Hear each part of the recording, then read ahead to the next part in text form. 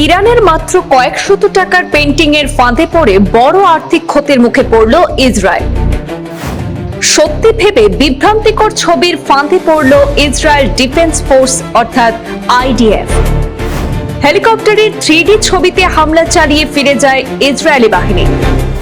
ইরানি হেলিকপ্টারের ছবিতে হামলা চালিয়ে আর্থিক ক্ষতির মুখে পড়ল ইসরায়েল। যুদ্ধ সবসময় শক্তি দিয়ে নয়, বুদ্ধি দিয়েও প্রতিপক্ষকে চাপে ফেলা যায়, এমনটাই দেখানোর চেষ্টা ইরানের। যুদ্ধের কৌশলে ইসরায়েলকে বিভ্রান্ত করে আর্থিক ক্ষতির পরিস্থিতি তৈরি করল ইরান, এমন দাবি বিভিন্ন সূত্রে। ইরানের অসংখ্য স্থানে মাটিতে যুদ্ধবিমান, কপ্টার ও মিসাইলের 3D ছবি পেইন্টিং করে ফাঁদ পেতে রাখা হয়েছে বলে জানা গেছে।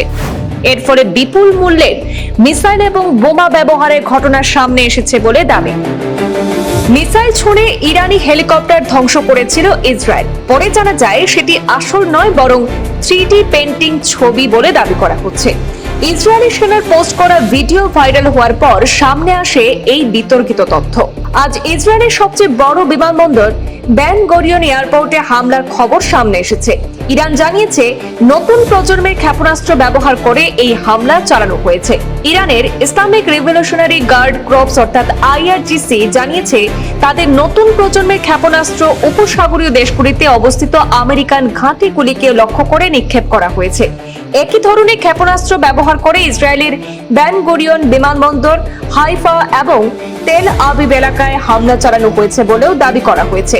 প্রতিবেশী দেশ ইরাক, কুয়েত, সৌদি আরব, ইউনাইটেড আরব আমিরাত, বাহরিন, ওমান এবং জর্ডান সহ বিভিন্ন অঞ্চলে উত্তেজনা ছড়িয়ে পড়েছে বলে আন্তর্জাতিক সংবাদ মাধ্যম উল্লেখ করেছে। অন্যদিকে ইরানে ইসরায়েল এবং আমেরিকার হামলার খবরও সামনে এসেছে বলে বিভিন্ন প্রতিবেদনে বলা হচ্ছে।